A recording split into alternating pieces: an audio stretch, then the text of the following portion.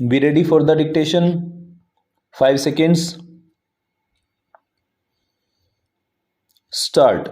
The appellant preferred the present appeal, being aggrieved by the judgment dated 23 March 2019 and order on sentence dated 2nd April 2019 passed by Learned Metropolitan Magistrate NIA Central 30 Hazari Courts, whereby the appellant was held guilty and convicted for the offence under section 138 Negotiable Instruments Act 1881 stop. The appellant was sentenced to undergo 1 year simple imprisonment and to pay fine of rupees 1,44,800 to be paid as compensation to the respondent within 30 days from that day, and in default of payment to undergo simple imprisonment of further period of 6 months stop. For the sake of convenience, the appellant and the respondent shall be referred herein as per their position before the trial court as the accused and the complainant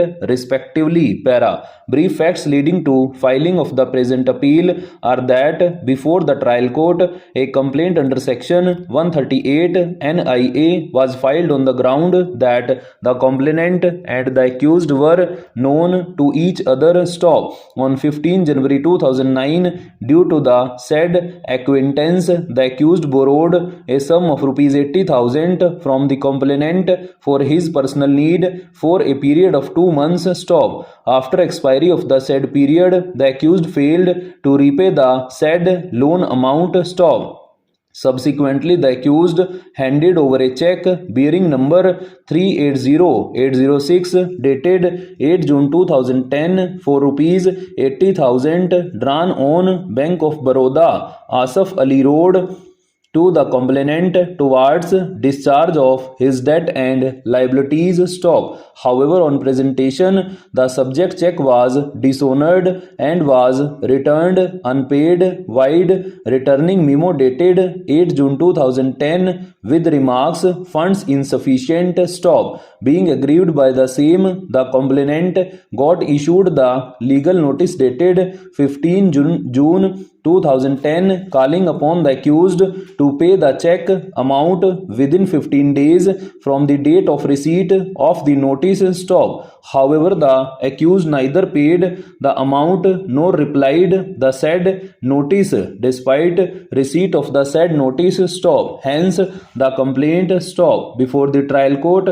the accused disputed the claim of the complainant and prayed that the complainant may be dismissed stop.